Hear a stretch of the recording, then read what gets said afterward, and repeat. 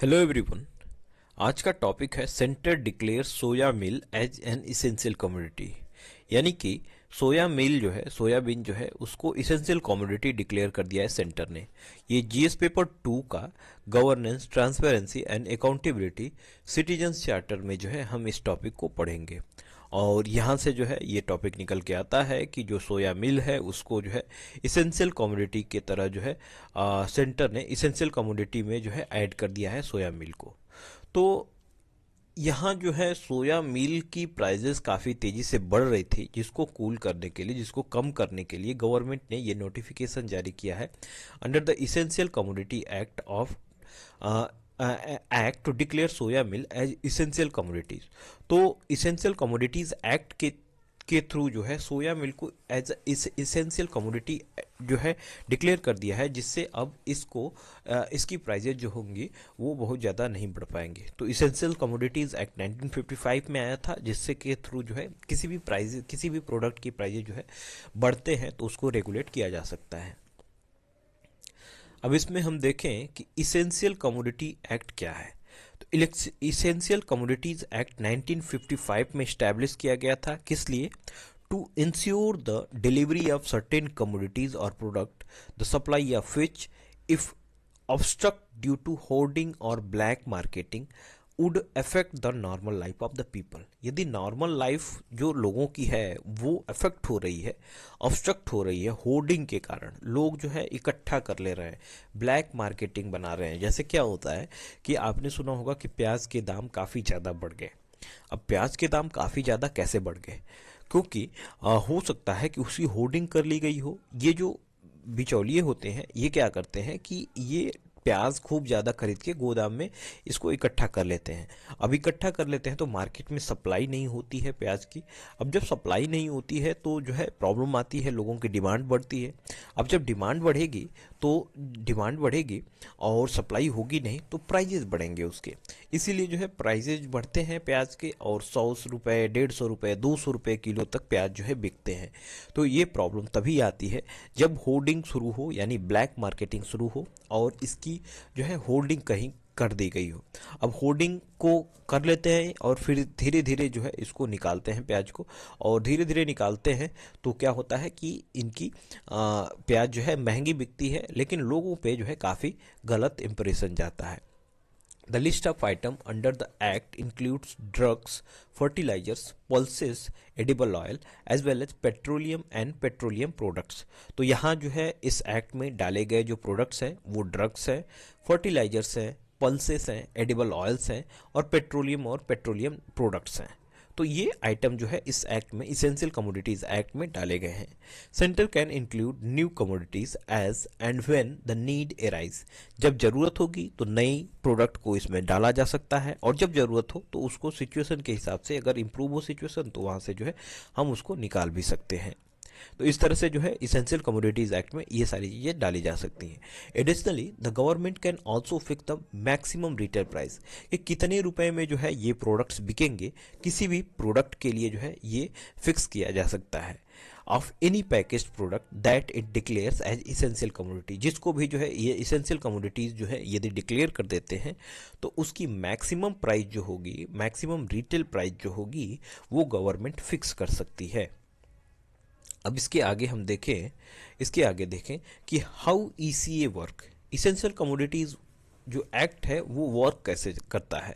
Centre notifying stock limit holding. तो centre जो है, या तो फिर पहला इसमें ऑप्शन देखेंगे, पहला जो ऑप्शन है किस प्रकार ये रेगुलेट करते हैं, तो वो सेंटर नोटिफाई करता है स्टॉक लिमिट होल्डिंग को, कि आप इससे ज़्यादा जो है ज़्यादा होल्डिंग नहीं कर सकते हैं, यानी अपने पास जो है इकट्ठा करके रख नहीं सकते हैं।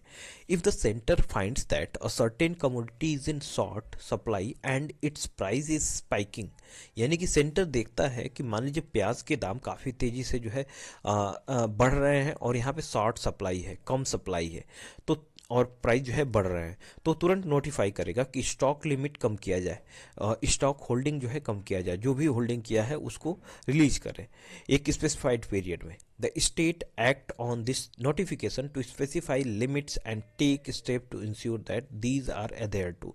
तो इसको फॉलो करने के लिए, इन रूल्स को जो है फॉलो करने के लिए स्टेट्स जो है स्टेप्स लेते हैं, और इस तरह से जो भी ये एसेंशियल कमोडिटीज एक्ट की नोटिफिकेशन होती है उसके हिसाब से जो है स्टेट्स वर्क करते हैं। Anybody trading or dealing in commodity, but it wholesalers, retailers, or even importers are prevented from stockpiling it beyond a certain quantity।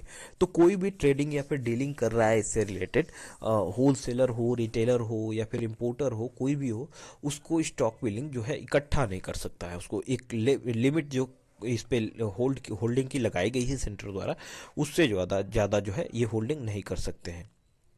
अब इसके आगे देखें कि जो है हमने देखा कि किस प्रकार जो है